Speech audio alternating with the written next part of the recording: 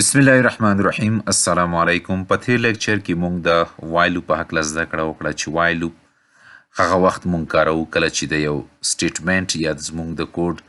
اکزیکیوټ کېدو دپاره زمونږ ته تعداد نه وي معلوم، بلکې مونږ ته یو شرط معلوم وي او دغه شرط په اساس مونږ هغه کوډ چې ده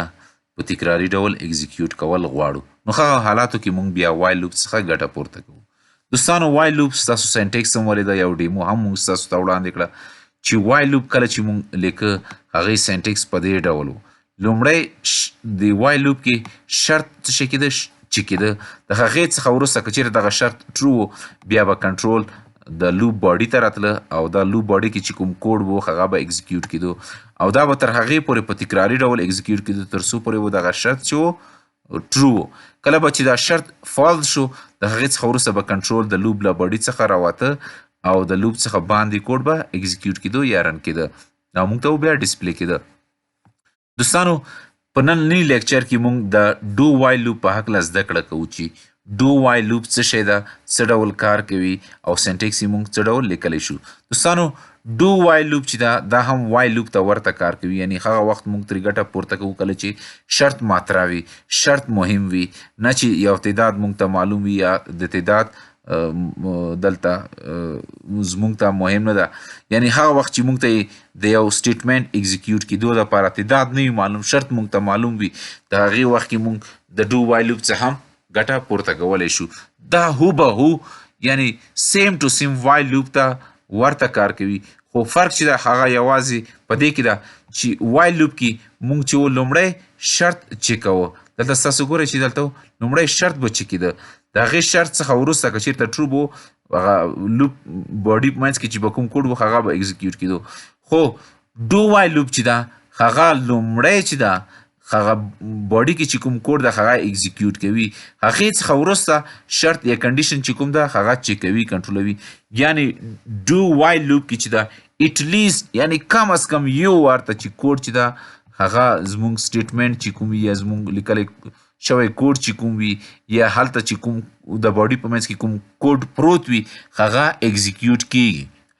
یو ځل یې حتما کېږي. د دې سینټیکس ته که موږ راشو، لومړی زموږ کیورډ لیکو، د هغې څخه وروسته کرلي بریکټ کې د کرلي بریکټ په منځ کې موږ خپل کوډ لیکو. دلته د کوډ څخه وروسته زموږ انکریمنټ ورته لیکو او دغه باډي څخه وروسته موږ وایل کیورډز لیکو او بیا ورته کنډیشن کېږدو یا یې دلته کنډیشن لیکو. د کنډیشن لیکلو څخه وروسته سیمی کالن موږ حتما لیکو. دوستانو، د ډو وایل لوپ ډیمو دپاره ځو موږ ویژوال سټوډیو ته. زه همدغه وایل لوپ چې ستاسو ته پروته همدې کې یو څه تغییر راولم او ستاسو به ووینئ چې وایل لوپ او ډو وایل لوپ تقریبا د دوی په منځ کې څه خاص فرق نشته ده، یوازې که فرق وي هغه د دوی سینټیکس کې ده او د اکزیکیوټ کېدو کې ده، نه چې د دوی دومره خاص فرق نه لري، د دوی تر دواړو ترمنځ دومره ژور توپیر نشته ده. خو بس یوازې دومره ده چې ډو چې ده لومړی ځل حتما یو ځل کوډ چې ده هغه اکزیکیوټ کوي، د هغې څخه وروسته چې د کوم هغه ده کوډ سوري دلته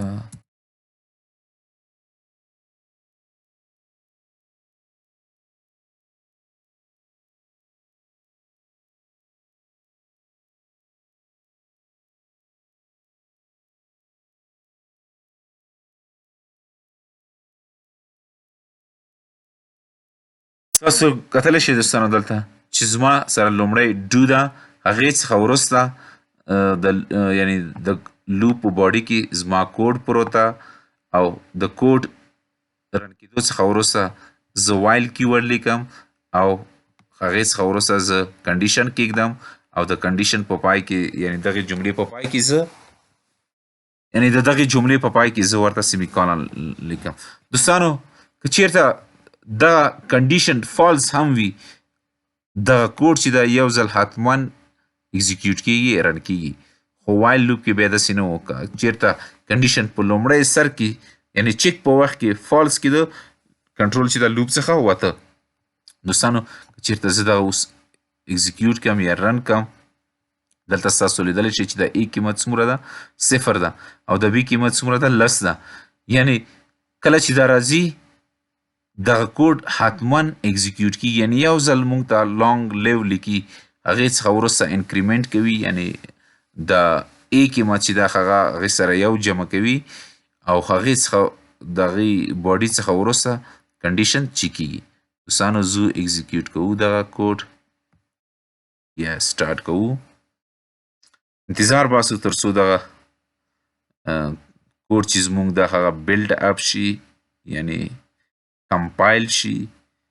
او تر څو رن ته آماده شي او میموري ته لوډ شي او موږ ته یې ریزلټ ډسپلی شي. دوستانو بیا هم په تکراري ډول وایم چې ډو وایل لوپ چې دا حتما یو ځل کوډ اکزیکیوټ کوي هغې څخه وروسته کنډیشن چیک کوي او وایل لوپ چې و هغه په سر کې کنډیشن چیک کوو هغې څخه وروسته بیا کوډ اکزیکیوټ کوو یعنی رن کوو. دوستانو د دواړو نتیجه موږ ته سیم ټو سیم ده خو یوازې فرق یې د اکزیکیوشن په لاجیک کې ده چې ډو چې ده لومړی کوډ اکزیکیوټ کوي هغې څخه وروسته کنډیشن چیک کوي او وایل لوپ چې و هغه لومړی چې و کنډیشن به یې چیک کوو هغې څخه وروسته به یې کوډ اکزیکیوټ کوو. دوستانو دغه اوس زموږ د نن ورځې لیکچر موضوع تر بل لیکچر پورې مو په لوی چښتن سپارم. الله مو مل شه.